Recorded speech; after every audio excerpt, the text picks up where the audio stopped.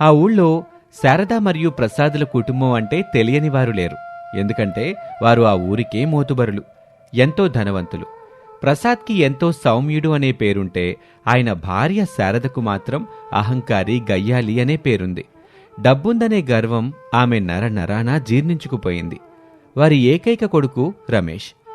రమేష్కి పేద కుటుంబానికి చెందిన అనామిక అనే అమ్మాయితో వివాహం జరుగుతుంది. అనామిక చాలా అమాయకురాలు, కానీ ఎంతో తెలివైంది. కోడలు పేద ఇంటి నుండి రావటాన్ని శారద ఏమాత్రం జీర్ణించుకోలేకపోతుంది. అడుగడుగునా ఆమెను అవమానిస్తూనే ఉంటుంది. ఓ రోజు ఉదయం హాల్లో శారద, ప్రసాదు కూర్చొని మాట్లాడుకుంటున్నారు. ఏవండి, నా మాట కొంచెం ఏనండి. ఈ ఇంట్లో నా పరువు రోజు రోజుకు పోతుంది. ఊర్లో నాకున్న స్థాయి ఏంటి, నాకున్న నగలేంటి, నాకున్న హోదా ఏంటి? నా కోడలుగా ఒక మహారాణి లాంటి అమ్మాయి వతదనుకుంటే దరిద్ర దేవత లాంటి ఈ అనామికని తీసుకొచ్చి నా అన్ని ఎత్తుని రుద్దారు. ఆ అమ్మాయి కట్టుకునే చీరలను చూస్తుంటే నాకే అసహ్యం వేస్తుంది. కనీసం మెళ్ళ వేసుకోవడానికి ఓ పావల ఎత్తు బంగారం కూడా తీసుకురాలేదు. దీనికి తోడు వంట చేయడం కూడా రాదంట. శారదా, కొంచెం నెమ్మదిగా మాట్లాడు. ఆ పిల్లకి ఎనబడితే ఎంత బాధపడుద్ది? డబ్బు, నగలు ఇయ్యాలుంటాయి, రేపు పోతాయి. కాని మనిషి గుణం ఎప్పటికీ నిలిచుంటుంది. అనామిక పేద ఇంటి నుండొచ్చిన మాట వాస్తవమే, కాని ఆమె మనస్సు చాలా మంచిది, అనుకువగా ఉంటుంది. మన రమేష్కి తగ్గ భార్య. నువ్వెందుకు పదే పదే ఆస్తుల గురించి, అంతస్తుల గురించి మాట్లాడి ఆ పిల్లనట్ట ఏదిస్తావు? అబ్బో, మీకంతా ఆ పిల్ల జపమే. మీ అబ్బాయి మీరు కలిసి ఆ పేదదాన్ని నెత్తిని కిరీటం పెట్టి ఊరేగించండి. నేను మాత్రం దాన్ని నా కోడలుగా ఎప్పటికీ అంగీకరించలేను. నా స్టేటస్కి దాని స్టేటస్కి నక్కకే నాగలోక అనుకున్నంత తేడా ఉంది. అయినా ఇప్పుడేదో దానికి వంద పాడుతున్నారు కదా, అసలు విషయం మర్చిపోయారా? రేపు మన ఊరి పెద్దల్ని, బంధువుల్ని అందరినీ మన ఇంటికి విందు భోజనానికి పిలిచామా? ఊరందరికీ నా చేతి వంట రుచి ఏంటో, నా దర్పమేంటో చూపించాలని నేను ఎప్పటి నుంచో అనుకుంటున్నాను.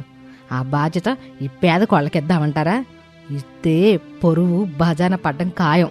అలా వారి సంభాషణ వింటూ రమేష్, అనామిక అక్కడికొస్తారు. అనామిక కళ్ళల్లో నీళ్లు తిరుగుతూ ఉంటాయి. అమ్మా, ఎప్పుడు తనని పేద అని ఎందుకు దెప్పిపొడుస్తావు? తను నా భార్య, ఈ ఇంటికి కోడలు. అనామిక వంటలు చాలా బాగా చేస్తుంది. కావాలంటే నిన్న తను చేసిన పప్పుచారు ఎంత అద్భుతంగా ఉందో నువ్వే చూసావుగా. పప్పుచారు చేసిందా? ఈ ఊరు పెద్దలకి, బంధువులకి విందు భోజనంలో ఆ పప్పుచారు పోసి పంపుతావా రమేష్? ఎంత తెలివి తక్కువ వాడురా నువ్వు. ఇందు భోజనాలంటే రకరకాల వంటలు ఉండాలి. కూరలని, బిర్యానీలని, పచ్చళ్ళు, స్వీట్లు ఉండాలి. అదంతా ఆ దరిద్రపు గొట్టు కోడలు చేయగలదా? దీని పుట్టింట్లో ఎప్పుడైనా అసలు బిర్యానీ వాసన చూసిందా అది? అత్తయ్య, దయచేసి మా పుట్టింటిని ఏమనకండి. నేను పేదదాన్నే కావచ్చు, కానీ మా అమ్మ నాకు అన్నీ నేర్పించింది. ఏ వంటనైనా ప్రేమతో చేస్తే అది అమృతంలా మారుతుందని చెప్పింది. రేపటి విందు బాధ్యత నాకు అప్పగించండి. నేను అందరికీ నచ్చేలా వంటలు చేస్తాను. నాపై కొంచెం నమ్మకం ఉంచండి అత్తయ్య. నాకే సవాలు విసురుతావా? సరే, రేపు విందు భోజనాల్లో ప్రధాన వంటకం నువ్వే చెయ్యాలి. అందరూ ఏలెత్తి చూపించేలా నేను ఒక షరత పెడుతున్నాను. నీకు బియ్యం, ఇంట్లో మిగిలిపోయిన కొన్ని మసాలా దినుసులు, ఒకే ఒక కూరగాయ మాత్రం ఇస్తా. ఇంకా ఏ ఇతర కూరగాయలు గాని, పనీరు గాని, మాంసం గాని నువ్వు వాడకూడదు. ఇంట్లో ఒక పెద్ద పుచ్చకాయ మాత్రం ఉంది. ఆ పుచ్చకాయను ఉపయోగించి నువ్వు బిర్యానీ చెయ్యాలి. విన్నావా? పుచ్చకాయ బిర్యానీ. ఇది నా సవాల్. చేయగలవా? శారదా, ఇదేం పంతం? పుచ్చకాయతో బిర్యానీ ఎవరైనా చేస్తారా? ఎప్పుడైనా నిన్నావా? ఆ పిల్ల ఏదో మంచి కూర చేస్తుందిలే. ఎందుకిలా అసాధ్యమైన పనులు చెప్పి ఆ పిల్లని అవమానిస్తావు? రేపు విందుకొచ్చే వాళ్ళు ఏమనుకుంటారు? అవునమ్మా, ఇదేం విడ్డూరం? పుచ్చకాయతో ఎవరైనా బిర్యానీ వండుతారా? అనామికని కావాలని నువ్వు విరికించాలని చూస్తున్నావు. నీ కోపం నా మీద చూపించమ్మా, కానీ అనామిక మీదొద్దు. ఆ పుచ్చకాయ తీసేసి కనీసం ఏవైనా 2 కూరగాయలు ఇవ్వమ్మా. నా మాట ఇంటే ఏనండే, లేకపోతే రేపు విందు ఆపేయండి. ఆ పుచ్చకాయతో బిర్యానీ చెయ్యాలి. ఒకవేళ రుచిగా లేకపోతే విందుకొచ్చిన అందరి ముందు తను తన పేదరికాన్ని ఒప్పుకొని నాకు వంట రాదు, నేను ఇంటికి పనికిరానని నన్ను క్షమాపణ అడగాలి. అంగీకారమేనా? నాకు అంగీకారమే అత్తయ్య. మీరు చెప్పినట్లుగానే ఆ పుచ్చకాయతోనే నేను బిర్యానీ చేస్తాను. మీరు ఆశ్చర్యపోయేలా ఆ వంటకం ఉంటుంది. ఒకవేళ అందరికీ నచ్చకపోతే మీరు చెప్పినట్లే అందరి ముందు క్షమాపణలు అడుగుతాను. అప్పుడు అనామిక ధైర్యంగా సవాలు స్వీకరించటం చూసి ప్రసాదు రమేషు ఆశ్చర్యపోతారు. శారద మాత్రం మనసులో కుళ్ళుకుంటూ అనామిక ఓడిపోవటం ఖాయమని సంబరపడుతుంది. మరుసటి రోజు ఉదయం వంటగదిలో అనామిక చకచకా పనులు మొదలుపెడుతుంది. రమేష్ ఆమెకు సాయంగా వస్తాడు. అనామిక, నిజంగా ఆ పుచ్చకాయతో బిర్యానీ ఎలా చేస్తావు? నాకు చాలా భయంగా ఉంది. మా అమ్మ కావాలనే నిన్నందరి ముందు అవమానించడానికి ఈ ప్లాన్ వేసింది. అందులోనూ అది పండు పుచ్చకాయ. దాంతో స్వీట్ చేయొచ్చు, కానీ బిర్యానీ ఏంటి? అందులో మసాలాలు వేస్తే టేస్ట్ అంతా పాడైపోతుంది కదా. మీరేం కంగారు పడకండి. మా ఊర్లో ఒకసారి ఇలాగే ఏ కూరగాయలు లేనప్పుడు నేను ఒక ప్రయోగం చేశాను. ఇది కూడా అలాగే చేస్తానండి. వంట చేయడం అంటే కేవలం పదార్థాలను కలపడం కాదు, ఏ పదార్థం దేనితో ఎలా కలుస్తుందో తెలుసుకోవడం. మీరు కొంచెం ఉల్లిపాయలు కట్ చేసి ఇవ్వండి, మిగతాదంతా నేను చూసుకుంటాను. అయినా నా బుర్రకేమీ తట్టట్లేదు అనామిక. అసలు ఈ పుచ్చకాయ బిర్యానీ ప్రాసెస్ ఏంటో నాకు కొంచెం చెప్పు. చాలా సింపుల్ అండి. ముందుగా ఈ పెద్ద పుచ్చకాయని పైన ఒక చిన్న మూతలాగా గుండ్రంగా కోస్తాను. లోపలున్న ఎర్రటి గుజ్జుని జాగ్రత్తగా చెంచాతో బయటికి తీసేస్తాను. కానీ పుచ్చకాయ లోపలి గోడలకి కొంచెం ఆ తీపి గుజ్జు అలాగే ఉండేలా చూసుకుంటాను. ఆ తర్వాత తీసిన గుజ్జులో సగం జ్యూస్ చేసి పక్కన పెడతాను. ఇప్పుడు ఆ పుచ్చకాయ ఒక పెద్ద గిన్నెలాగా, కుండలాగా తయారైంది చూసారా? అవును, అచ్చం ఒక ఆకుపచ్చని మట్టి కుండలాగా ఉంది. ఆ తర్వాత ఏం చేస్తావు? ఇప్పుడు మనం బియ్యాన్ని సగం ఉడికించుకుని పక్కన పెట్టేసుకున్నాం. అత్త ఇచ్చిన కొద్దిపాటి మసాలా దినుసులు అంటే లవంగాలు, యాలకులు, దాల్చిన చెక్క, షాజీరా, వీటిని ఉల్లిపాయలతో కొద్దిగా అల్లం వెల్లుల్లి పేస్ట్తో వేయించి మంచి గ్రేవీలాగా చేసేస్తాను. దీంట్లో కొంచెం పుదీనా, కొత్తిమీర కూడా వేస్తాను. ఇప్పుడు ఈ మసాలా మిశ్రమాన్ని సగం ఉడికిన బియ్యాన్ని లేయర్లుగా ఈ పుచ్చకాయ కుండలో వేస్తాను. అద్భుతం అనామిక, నాకైతే వింటుంటేనే నోరూరుతుంది. కానీ ఈ పుచ్చకాయ తీపి, ఈ మసాలా ఘాటు ఎలా కలుస్తాయి? అక్కడే ఉందండి అసలు కిటుకు. బియ్యం వేశాక పైన కొద్దిగా నెయ్యి వేసి ఇందాక తీసి పక్కన పెట్టిన పుచ్చకాయ జ్యూస్ ఉంది కదా, నీళ్ళకి బదులుగా అది కొద్దిగా చల్లేస్తా.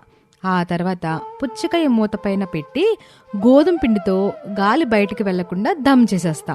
దీని కట్టెల పొయ్యి మీద తక్కువ మంటపై ఒక అరగంట సేపు ఉడికించేస్తా. పుచ్చకాయ లోపల నీటి శాతం, ఆ తీపిదనం మసాలాలతో కలిసి ఆ బియ్యానికి పడుతుంది. అప్పుడు ఘాటు, స్వల్పమైన తీపి, పుల్లటి రుచులు అన్నీ కలిసి ఒక అద్భుతమైన రుచి వస్తుంది. వావ్ అనామిక, నీ తెలివితేటలకి నా జోహార్లు. నీ వంట మీద, నీ ఆత్మవిశ్వాసం మీద నాకు పూర్తి నమ్మకం వచ్చింది. నువ్వు తప్పకుండా మా అమ్మ మనసు గెలుచుకుంటావు. అలా రమేష్ సహాయంతో అనామిక వంటగదిలో అద్భుతం సృష్టించింది. మధ్యాహ్న సమయానికి ఊరి పెద్దలు, బంధువులు అంతా శారద వాళ్ళ ఇంటికి చేరుకున్నారు. హాల్లో పెద్ద పెద్ద ఆకులు వేసి అందరినీ భోజనానికి కూర్చోపెట్టారు. శారద పట్టుచీర కట్టుకుని అందరికీ స్వాగతం పలుకుతూ హడావిడి చేస్తుంది. రండి సర్పంచ్ గారు, కూర్చోండి. ఈరోజు మా కోడలు అనామిక ఒక ప్రత్యేకమైన వంటకం చేసింది. మీరంతా తిని ఆశీర్వదించాలి.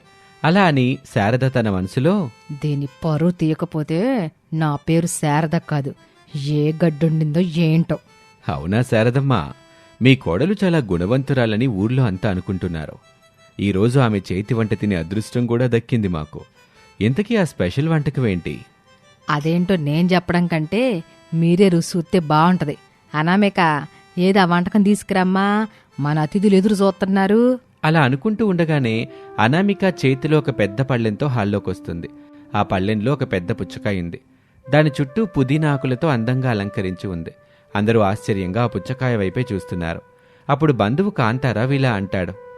ఏమిటమ్మా శారదా, విందు భోజనం అన్నావు, కడుపు నిండా వడ్డించకుండా ఈ పండు పుచ్చకాయని తీసుకొచ్చారేంటి? మేమేమైనా ఉపవాసాలు చేస్తున్నామా పళ్ళు తినటానికి? అదేం లేదులే కాంతారావు గారు, అది పండు కాదు. మా కోడలో దాన్ని ఒక వంటకంగా మార్చేసింది. కోళ్ళ, ఏది ఆ పుచ్చకాయ మూత తీసి అందరు కుడ్డిచ్చమ్మా. అలా అనగానే అనామిక చిరునవ్వుతో ఆ పుచ్చకాయకు ఉన్న గోధుమ పిండి దమ్ముని తీసి పైన ఉన్న మూతని తీస్తుంది. ఒక్కసారిగా అందులో నుంచి కుమకుమలాడే మసాలా వాసన, పుచ్చకాయ యొక్క కమ్మని సువాసన కలిసి హాలంతా వ్యాపిస్తుంది. అక్కడున్న వారంతా ఆ సువాసనకు మంత్రముగ్ధులైపోతారు. అనామిక గరిటితో ఆ బిర్యానీని అందరికీ వడ్డిస్తుంది. అద్భుతం, మహాద్భుతం. నా జీవితంలో ఇటువంటి రుచికరమైన బిర్యానీ ఎప్పుడూ తినలేదు. మసాలా ఘాటుకి ఆ పుచ్చకాయ యొక్క స్వల్పమైన తీపితోడే రుచి అమృతంలా ఉంది. అమ్మా అనామిక, నీ చేతిలో ఏదో మాయుంది తల్లి. నిజమే సర్పంచ్ గారు, అసలు పుచ్చకాయతో బిర్యానీ చేయటం నేను నా జీవితంలో ఎప్పుడూ వినలేదు. ఎంత అద్భుతమైన ప్రయోగం అమ్మా! ఈ ఊరికే కాదు, ఏ 5 స్టార్ హోటల్లో కూడా ఇట్లాంటి రుచి దొరకదు. ప్రసాద్ గారు, మీ ఇంటికి సాక్షాత్తు అన్నపూర్ణమ్మ కోడలిగా వచ్చింది. మీరు చాలా అదృష్టవంతులు.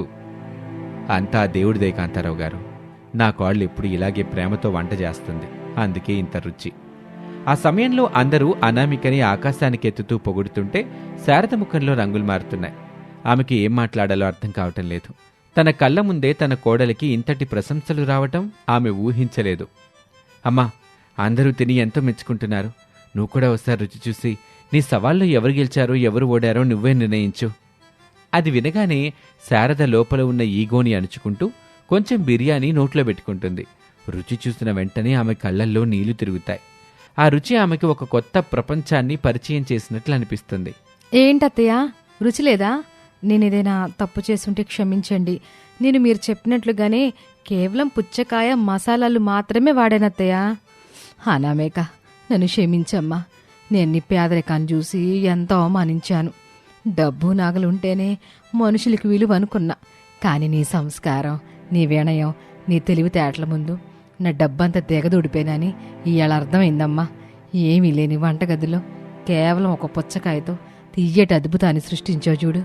నా మనసులో ఉన్న అహంకారాన్ని కూడా ఈ బిర్యానీలాగే మసాలాలు వేసి కరిగించేసావు. ఇప్పటికైనా నీకు కనువిప్పు కలిగినందుకు చాలా సంతోషంగా ఉంది శారదా. కోళ్ళంటే ఇంటికి పనమ్మాయి కాదు, ఇంటికి మహాలక్ష్మి అని ఇప్పటికైనా గ్రహించు. గ్రహించానండి, పూర్తిగా గ్రహించా. అమ్మా అనామేక, ఎన్నాళ్ళు నిన్ను కోడలుగా కాదు ఓ శత్రువులో చూశానమ్మా.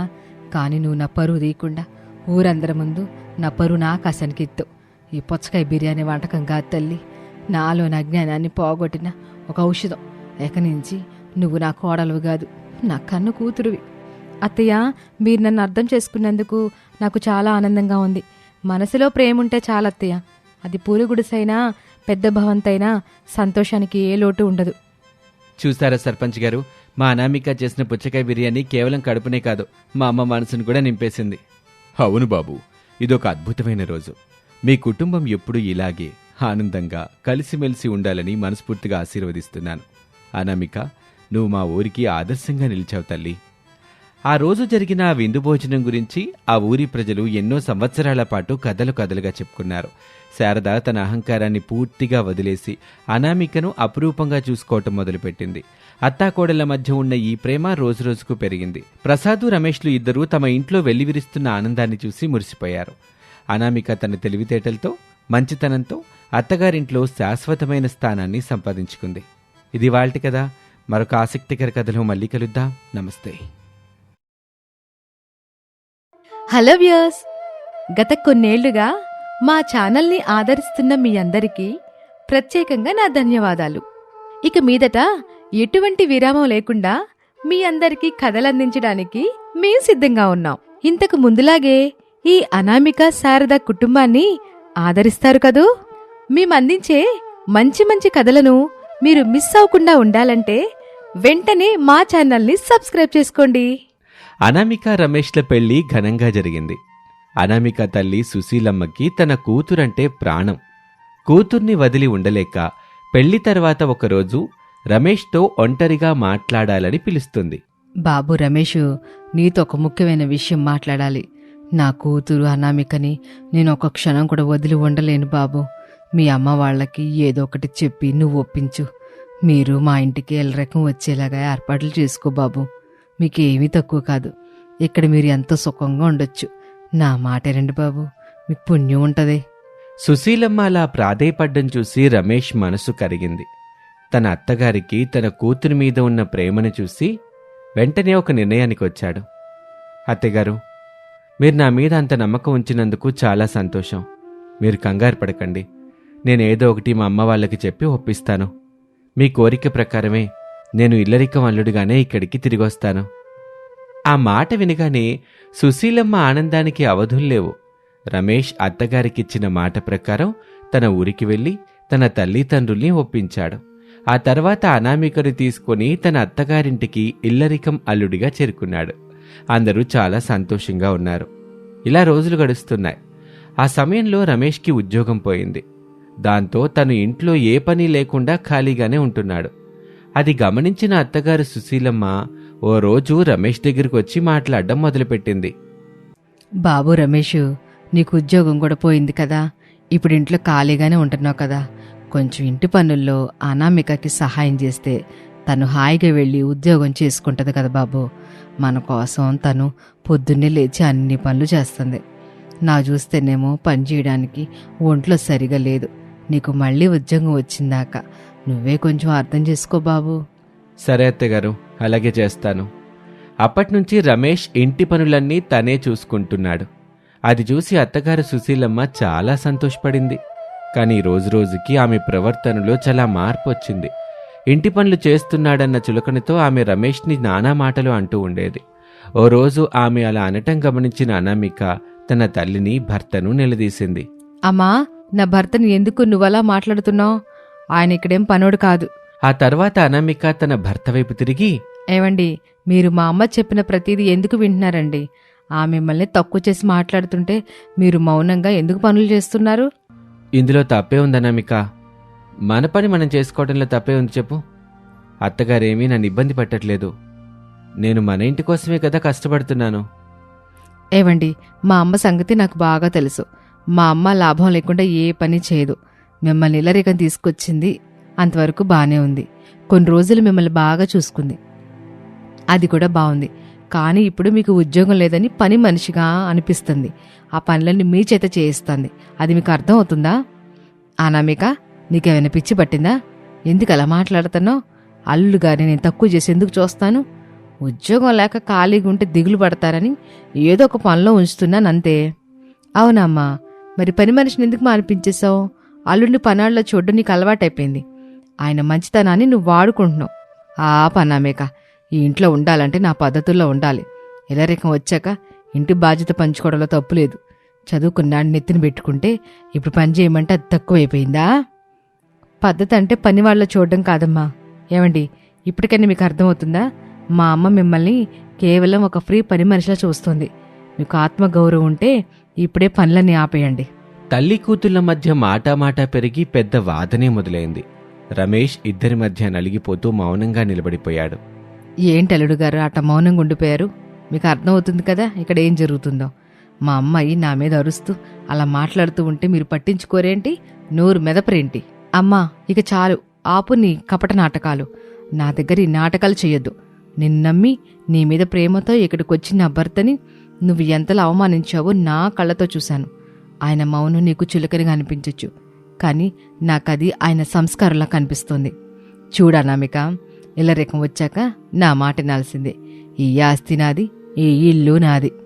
ఈ ఆస్తి నీదైతే కావచ్చమ్మా, కానీ నా భర్త నావాడు. ఆయన ఆత్మగౌరవాన్ని తాకట్టు పెట్టి నీ ఆస్తిలో సుఖపడాల్సిన అవసరం మాకు లేదు. అసలు మేము ఈ రోజు నుంచి ఈ ఇంట్లో ఉండడం లేదు. నా భర్తతో పాటు నేను సంతోషంగా అక్కడికి వెళ్ళి ఉంటాను. అక్కడ మాకు గంజి దొరికినా అది గౌరవంగా ఉంటుంది. ఓహో, అంత పొగరా? సరే వెళ్ళండి. నా కళ్ళు గప్పి మీరెన్నాళ్ళు బతుకుతారో నేను చూస్తాను. ఈ ఇల్లు దాటి వెళ్తే మళ్ళీ లోపలికి రానివ్వను. వెళ్ళిపోండి. సుశీలమ్మ కోపంగా కేకలేస్తున్నా అనామిక వెనక్కి తగ్గలేదు. ఆమె రమేష్ చేతిని పట్టుకుని ఆయన కళ్ళలోకి ధైర్యంగా చూసింది. పదండి. ఏమండి, మనకి ఇల్లు వద్దు ఏమొద్దు, సొంత ఇంటితో వెళ్ళిపోదాం. కష్టంతో బతుక్కుందామండి. అలాగే అనామిక, నీ నమ్మకాన్ని నేను నిలబెట్టుకుంటాను. అత్తగారు కోపంగా చూస్తూ ఉండగానే అనామిక, రమేష్ ఇద్దరూ తమ సామాన్లు సర్దుకొని ఆ ఇంటి నుంచి బయటకు నడిచారు. సుశీలమ్మ ఇంటి నుంచి బయటకొచ్చిన తర్వాత అనామిక, రమేష్ కాసేపు మౌనంగా నడిచారు. రోడ్డు మీదకొచ్చాక అనామిక ఆగి రమేష్తో ఇలా అంటుంది. ఏమండి, మనం ఇప్పుడు నేరుగా మీ పుట్టింటికి వెళ్తే అక్కడందరూ ఏమైందని ఖచ్చితంగా అడుగుతారు. ఇక్కడ జరిగిన విషయాలని చెప్పి రెండు కుటుంబాల మధ్య తగువులు పెట్టడం నాకు ఇష్టం లేదు. మనకి ఈ మధ్యనే పెళ్ళయింది. మనం సంతోషంగా ఉన్నామని మీ అమ్మ వాళ్ళు అనుకుంటున్నారు. ఇప్పుడు వెళ్ళి ఆ ఆనందాన్ని చెడగొట్టడం ఎందుకు? ఈ చిన్న పొరపాట్ల వల్ల రెండు కుటుంబాలు విడిపోయే పరిస్థితి వస్తుందేమోనని నాకు భయంగా ఉందండి. అందుకే మనం విడిగా ఉండడమే మంచిది. ఆ తర్వాత అన్నీ నిదానంగా చెప్దాం. నువ్వన్నది అక్షరాల నిజం అనామిక. మన సమస్యల వల్ల పెద్దవాళ్ళు నలిగిపోకూడదు, వాళ్ళు బాధపడకూడదు. మనం విడిగానే ఉందాం. నేను ఉద్యోగం కోసం ప్రయత్నం చేస్తూనే ఉన్నాను. నాకు మంచి ఉద్యోగం వచ్చిన తర్వాతే మనం తిరిగి మా ఇంటికి వెళ్దాం. అప్పుడు అక్కడ జరిగిన విషయం ధైర్యంగా చెప్దాం. అనామిక అందుకు సరే అనటంతో వాళ్ళిద్దరూ పక్క గ్రామానికి వెళ్ళి అక్కడ ఒక చిన్న అద్దెలు తీసుకుంటారు. ఉన్నంతలో సర్దుకుంటూ రమేష్ ఉద్యోగ వేటలో పడ్డాడు. అనామిక ఆయనకు అండగా నిలిచింది. ఇదిలా ఉండగా ఇక్కడ ఊర్లో సుశీలమ్మ ప్రవర్తన మరోలా ఉంది. చూశారమ్మా, నా అల్లుడిని ఇళ్ళ రకం తెచ్చుకున్నా. ఎంత పెద్ద తప్పు చేశానో తెచ్చుకొని ఉన్నట్టుండి గొడవపడి నా కూతుర్ని నా నుండి విడదీసుకుని తీసుకెళ్ళిపోయాడు. నా కూతురు ఎంత అమాయకురాలంటే ఆయన మాటలు నమ్మి కన్నాలను కూడా వదిలేసింది. అల్లుడు మమ్మల్ని ఆడిపోసుకుని నా కూతుర్ని ఎక్కడికో తీసుకెళ్ళిపోయాడు. సుశీలమ్మ తన తప్పుని దాచుకొని ఊరంతా అల్లుడు గురించి చెడుగా ప్రచారం చేస్తూ ఆడిపోసుకుంటుంది. రోజులు గడుస్తున్నాయి. రమేష్ పట్టుదలతో ప్రయత్నించి ఒక పెద్ద కంపెనీలో ఉద్యోగం సంపాదించాడు.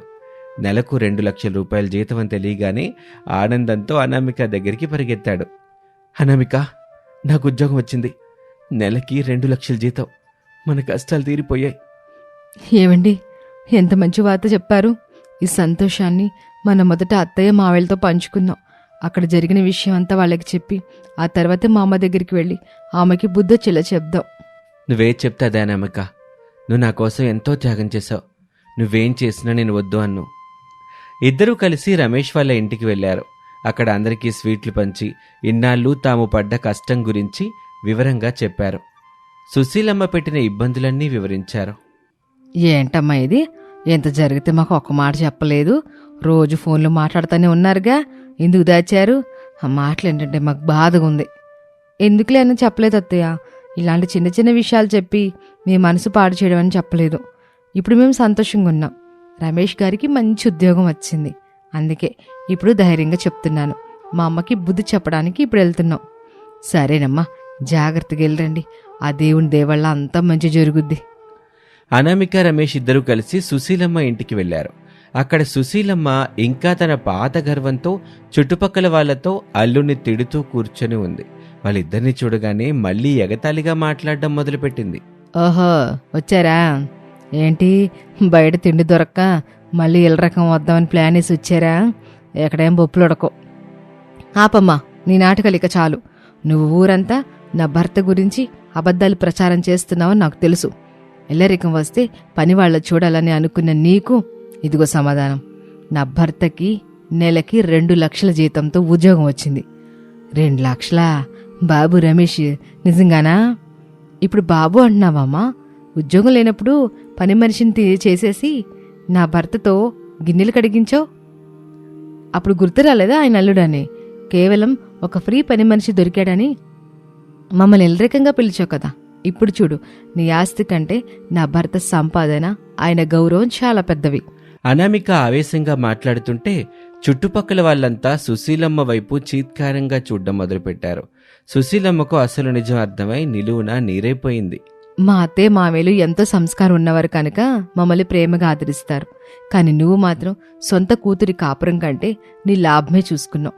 ఇక మీదట ఇంటి గడప మేము తొక్కం. నీ ఆస్తి నీ దగ్గర ఉంచుకో. మాకు నా భర్త ఆత్మగౌరవమే ముఖ్యం. పదండి, వెళ్దాం.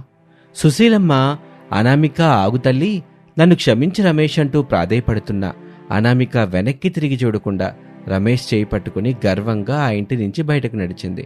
సుశీలమ్మ తన గర్వం వల్ల కూతురుని, అల్లుణ్ణి శాశ్వతంగా కోల్పోయానని అర్థమయ్యి వెక్కి వెక్కి ఏడవటం మొదలుపెట్టింది.